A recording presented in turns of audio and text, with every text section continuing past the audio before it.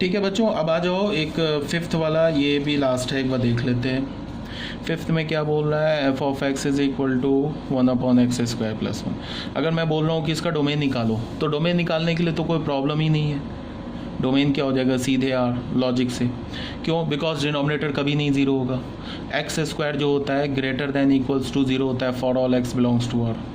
तो अगर 1 ऐड किया ना हमने दोनों side, greater than equals to 1 for all x belongs to r, तुम यहाँ पे x² + 1 का जो वैल्यू होगा वो या तो 1 होगा या तो 1 से बड़ा होगा, कभी छोटा नहीं हो सकता। तो 0 होने के लिए इसे तो 1 से छोटा होना पड़ेगा ना, बट ये तो 1 से कभी छोटा हो ही नहीं सकता। इसका क्या मतलब है कि डोमेन आर हो जाएगा। हमें तो उसी x को देखना है ना जिस x के लिए डिनोमिनेटर 0 हो जाए। ऐसा x तो बना ही नहीं है, ऐसा दुनिया में कोई x बना ही नहीं है जिसके लिए x² + 1 0 हो जाए। देख लो, सपोज दैट तुम 0 करने गए, x² + 1 को तुमने 0 किया और तुमने सोचा कि यहाँ से मैं उस x का वैल्यू निकाल लूँ जिस x पर x² + 1 0 हो जाए, और फिर उस x के वैल्यू को मैं रियल नंबर से हटा दूंगा तो फिर वो डोमेन आ जाएगा। तो तुम अगर मान लो तुमने x² + 1 को 0 किया तो x² का वैल्यू आ गया -1। इधर हमें कैसा नंबर मिला, नॉन निगेटिव। इधर हमें कैसा नंबर मिल गया, निगेटिव। इसका मतलब ये जो हमें इक्वेशन मिला ना, इसे हम क्या बोलते हैं इंग्लिश में, एब्सर्ड। एब्सर्ड का मतलब क्या होता है, मीनिंगलेस, जिसका कोई मीनिंग नहीं है। तो जब इस इक्वेशन का मीनिंग ही नहीं है तो इससे जो x का वैल्यू मिलेगा उसका भी कोई मीनिंग नहीं होगा। तो ये ऐसा मीनिंगलेस इक्वेशन क्यों मिला हमें, बिकॉज हमने x² + 1 को 0 के इक्वल कर दिया, यहीं पर ये इक्वेशन एब्सर्ड हो गया। तो आगे अगर फर्दर तुम इसे मैनिपुलेट करोगे तो तुम्हें एब्सर्ड रिजल्ट ही मिलेगा। ठीक है, ये बात सब क्लियर होगी आपको। ये था हमारा पेज नंबर 25। ठीक है बच्चे, अब आ जाओ नोट नंबर 10 में। नोट नंबर 10 क्या बोल रहा है तुम्हें, ये ऑलरेडी मैंने व्हाट्सएप पे जो हमारी इंटरेक्शन होती है ना, उस पर ऑलरेडी मैंने बता रखा है, बट फिर भी कुछ बच्चे हैं जिनको कोई कन्फ्यूज़न रह गया होगा तो वो समझ जाएंगे। तो नोट नंबर 10 में क्या बोल रहा है कि the root of an expression is the value of variable for which the expression becomes 0। कोई एक्सप्रेशन है, अगर मैं बोलूँ कि कोई पर्टिकुलर इक्वेशन का रूट निकालो, एक्सप्रेशन का रूट निकालो, इक्वेशन का रूट नहीं निकलता है। इक्वेशन में अगर वेरिएबल होता है ना तो उसका वैल्यू निकलता है, रूट किसका निकलता है, एक्सप्रेशन का। ठीक है, तो अगर मैंने किसी एक्सप्रेशन का रूट बोला निकालने के लिए, तो इसका मतलब क्या है कि हमें उस x के वैल्यू को निकालना है जिस x के वैल्यू पर वो एक्सप्रेशन 0 के इक्वल हो जाए। जैसे फॉर एग्जांपल यहाँ पे हमारा फर्स्ट एग्जांपल क्या है, नोट नंबर 10 देख रहे हैं। मान लो मैंने तुम्हें fx दे रखा है x - 1, और मैं बोल रहा हूँ कि ये हमारा एक एक्सप्रेशन है, मैं बोल रहा हूँ कि इसका रूट निकालो, फाइंड रूट।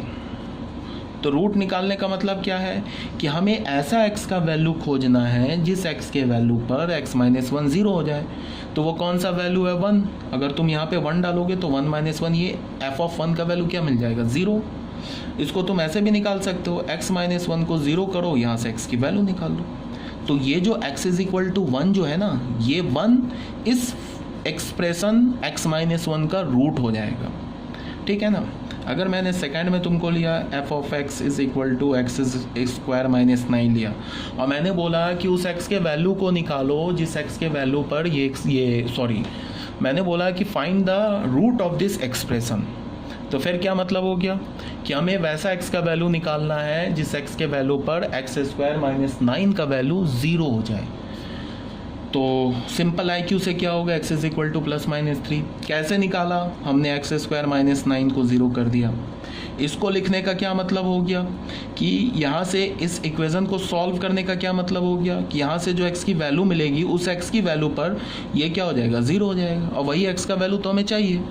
तो हमने यहाँ से क्या लिखा, x² इज इक्वल टू 9, तो यहाँ से हमें x का वैल्यू क्या मिल गया, +-3। ठीक है, तो अगर मैं बोलूँ root of fx, root of f of x किसके इक्वल है, x² - 9 के इक्वल है, इज +-3। ठीक है बच्चे, अब तुम इसको ऐसे भी देख सकते हो, चेक कर लो, f ऑफ 3 डालो, f ऑफ 3 क्या होगा, 3² - 9, ये क्या हो गया, 9 - 9 0, अगर मैंने 3 और -3 को रूट बोला है तो 3 और -3 पर इस एक्सप्रेशन का वैल्यू जो होगा वो 0 होगा। अगर मैंने f ऑफ -3 डाला तो क्या मिला, -3 का स्क्वायर -9, ये क्या मिल गया, 9 - 9 0, अगेन 0। अगर मैंने f ऑफ 4 डाला तो क्या मिल गया हमें, 4 स्क्वायर -9, 16 - 9 7, नॉट 0। तो यहाँ से हमें क्या पता चला, x is equal to 4 is not the root of the expression fx is equal to X square -9। ये बात है क्लियर? तो यहाँ भी क्लियर होगा। अब जैसे ये देख लो, एक्स स्क्वायर प्लस 1 का हमें क्या चाहिए, रूट चाहिए। तो फिर हमने f ऑफ x को 0 किया तो एक्स स्क्वायर का वैल्यू हमें क्या मिल गया, -1, तो नॉट पॉसिबल। अब मैं अगर बोलूँ कि एक्स स्क्वायर प्लस 1 का रूट क्या है तो तुम क्या बोलोगे, ये नहीं बोलोगे कि ये तो क्वेश्चन ही गलत है, क्वेश्चन रॉन्ग है। क्यों क्वेश्चन रॉन्ग है? बिकॉज रूट तो हमें मिला ही नहीं। देखो एक बात हमेशा याद रखो, मैंने ऑलरेडी पहले भी बता रखा है कि क्वेश्चन कभी रॉन्ग नहीं होता। अगर तुम्हें बोल रहा है ना कि find the value of x और तुम कैलकुलेट करने गए, तुम्हें एक्स का वैल्यू नहीं मिला, तो तुम ये नहीं बोलोगे कि क्वेश्चन इज़ रॉन्ग। अगर तुमने क्वेश्चन बोला रॉन्ग तो इसका मतलब है कि तुम रॉन्ग हो, क्वेश्चन रॉन्ग नहीं है। अगर तुम्हें बोला है कि find the value of x और तुमने कैलकुलेट किया, तुम्हें एक्स का वैल्यू नहीं मिला या मिल गया, एक्स इज़ नॉट डिफाइंड, तो हमारा आंसर क्या होगा, there does not exist any value of X. ये हमारा आंसर होगा। क्वेश्चन जो है वो करेक्ट है, ठीक है। तुम्हें बोल रहा है ना find the value of x, ठीक है, तो एक्स का वैल्यू निकालो, तो एक्स का वैल्यू नहीं मिला तो तुमने आंसर क्या दिया, वैल्यू या values of x does not exist. ये हमारा आंसर होगा। क्वेश्चन कभी गलत नहीं होता है, क्वेश्चन मिसप्रिंट हो सकता है, ठीक है, बट क्वेश्चन कभी गलत नहीं होगा। अगर तुम्हें कभी भी ऐसी फीलिंग आ रही है ना कि क्वेश्चन गलत है, तो 1-2 बार खुद उसको ध्यान से देखो, क्वेश्चन गलत नहीं होगा, ठीक है। तो यहाँ पे क्या बोला, not possible in the set of real number, ये तो पॉसिबल नहीं है रियल नंबर पे।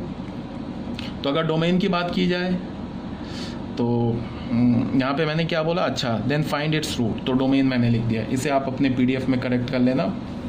क्या बोलोगे यहाँ पे, आंसर हमारा क्या होगा, roots does not exist. Root जो है एग्जिस्ट नहीं करता। DNE का मतलब क्या हो गया, डज नॉट एग्जिस्ट, ठीक है। अब यहाँ पे फिर एक छोटा सा और पॉइंट है, किसी एक्सप्रेशन का साइन डिस्कस करना। कौन सा साइन, SIN वाला साइन नहीं, SIGN वाला साइन, ठीक है। SIGN का मतलब कि वो कोई एक्सप्रेशन कब पॉजिटिव होगा कब निगेटिव होगा, ये हमें डिस्कस करना है, ठीक है। किस x के लिए पॉजिटिव होगा, किस x के लिए निगेटिव होगा, ये हमें डिस्कस करना है। तो इसको भी थोड़ा एक बार ध्यान से देख लेते हैं। सपोज दैट हमारे पास ना एक एक्सप्रेशन दे रखा है, जैसे मैं बोलूँ साइन स्कीम बोलते हैं, sign scheme of f of x is equal to x - 5। इस एक्सप्रेशन का हमें साइन स्कीम चाहिए। साइन स्कीम चाहिए, इसका क्या मतलब है कि हमें उन सारे x के वैल्यूज़ को बताना होगा, लिखना होगा जिस x के वैल्यू पर ये expression f of x - 5 positive है। फिर हमें उन सारे x के वैल्यूज़ को लिखना होगा जिस x पर ये f ऑफ x निगेटिव है। फिर हमें उन सारे वैल्यूज़ को लिखना होगा जिस x पर ये f ऑफ x 0 है। तो कैसे लिखेंगे, सबसे पहले क्या करें हम लोग, रूट निकाल लें। कई सारे मेथड हैं, सबसे पहले रूट निकाल लें। रूट क्या होगा इसका, रूट होगा इसका x इज इक्वल टू 5। क्यों x is equal to 5 root होगा, देख लो, ये तो रूट अभी बताया। f ऑफ x को 0 करो, तो यहाँ से क्या होगा, x - 5 को 0 करो, इसका मतलब x - 5 का वैल्यू 0 कब होगा, x इज इक्वल टू 5 पर। तो ये जो x इज इक्वल टू 5 तो रूट मिल गया ना, ठीक है। अब हमें वो x का वैल्यू चाहिए जिस पर ये पॉजिटिव है पूरा एक्सप्रेशन और ये निगेटिव है। तो इसके कई रास्ते हैं। हमने f(x) को हमने पॉजिटिव बोल दिया, f(x) किसके इक्वल है, x - 5 के इक्वल है, ये पॉजिटिव हो गया। तो यहाँ से हमें क्या पता चला, x इज़ ग्रेटर देन 5। इसका मतलब कि ये कब ट्रू होगा, जब ये ट्रू होगा, ये कब ट्रू होगा, जब ये ट्रू होगा। इसका मतलब अगर x ग्रेटर देन 5 है तो फिर ये ट्रू है, और फिर ये ट्रू है तो ये ट्रू है। इसका क्या मतलब हो गया कि अगर तुमने x का वैल्यू 5 से ग्रेटर लिया तो f ऑफ x पॉजिटिव मिलेगा।